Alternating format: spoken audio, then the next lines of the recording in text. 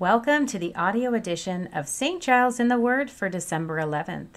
Our readings today come from the New International Version, and we are reading James 1 and Numbers 22. We begin in James 1.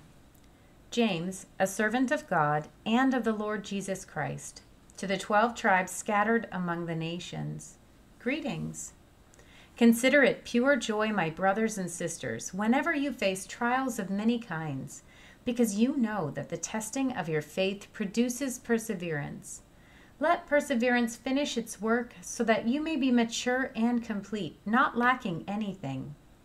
If any of you lacks wisdom, you should ask God, who gives generously to all without finding fault, and it will be given to you. But when you ask, you must believe and not doubt, because the one who doubts is like a wave of the sea, blown and tossed by the wind. That person should not expect to receive anything from the Lord. Such a person is double-minded and unstable in all they do. Believers in humble circumstances ought to take pride in their high position. But the rich should take pride in their humiliation, since they will pass away like a wild flower. For the sun rises with scorching heat and withers the plant. Its blossom falls and its beauty is destroyed. In the same way, the rich will fade away even while they go about their business. Blessed is the one who perseveres under trial, because, having stood the test, that person will receive the crown of life that the Lord has promised to those who love him. When tempted, no one should say, "God is tempting me," for God cannot be tempted by evil, nor does he tempt anyone. But each person is tempted when they are dragged away by their own evil desire and enticed.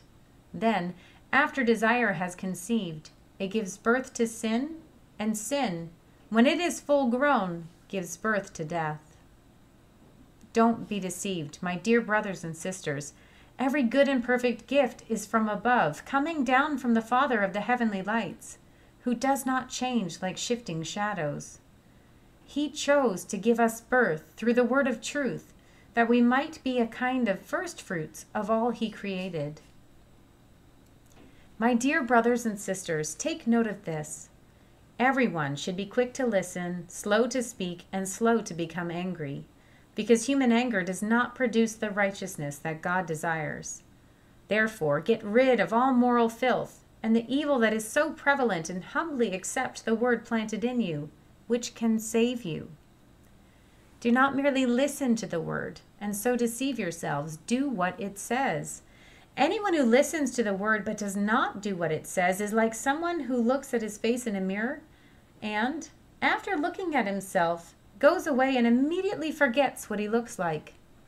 But whoever looks intently into the perfect law that gives freedom and continues in it, not forgetting what they have heard, but doing it, they will be blessed in what they do.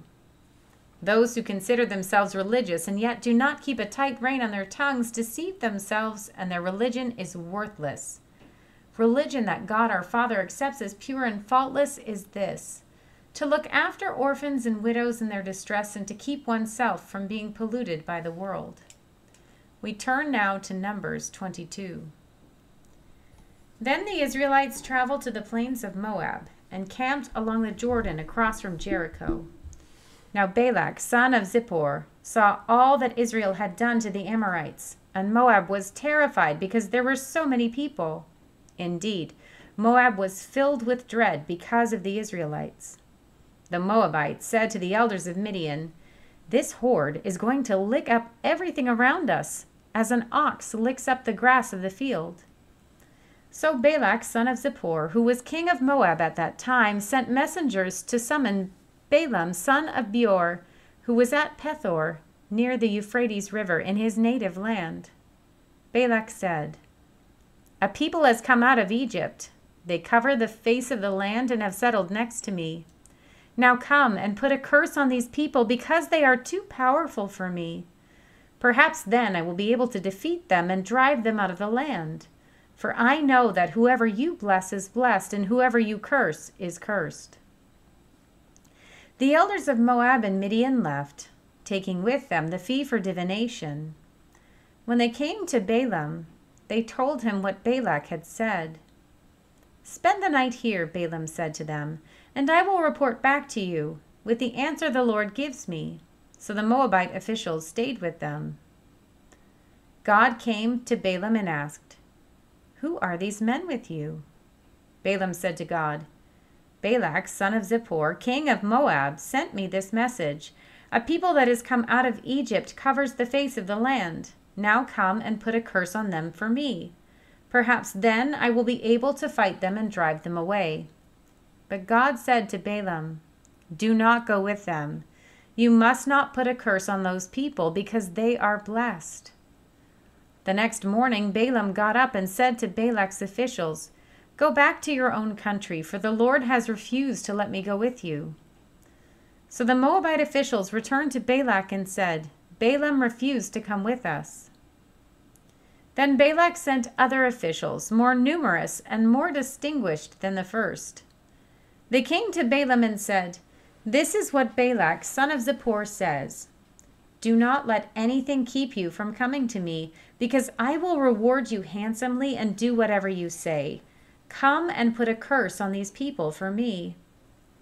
But Balaam answered them, "Even if Balak gave me all the silver and gold in his palace, I could not do anything great or small to go beyond the command of the Lord my God. Now spend the night here so that I can find out what else the Lord will tell me."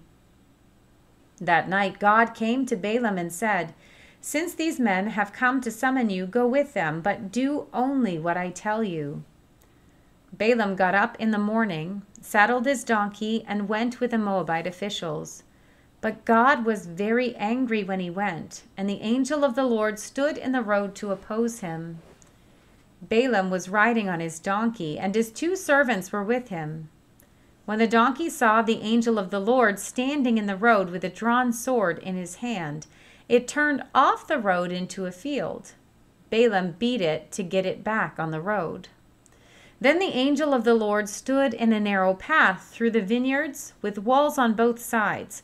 When the donkey saw the angel of the Lord, it pressed close to the wall, crushing Balaam's foot against it. So he beat the donkey again. Then the angel of the Lord moved on ahead and stood in a narrow place where there was no room to turn, either to the right or to the left. When the donkey saw the angel of the Lord, it lay down under Balaam, and he was angry and beat it with his staff. Then the Lord opened the donkey's mouth, and it said to Balaam, "What have I done to you to make you beat me these 3 times?" Balaam answered the donkey, "You have made a fool of me. If only I had a sword in my hand, I would kill you right now."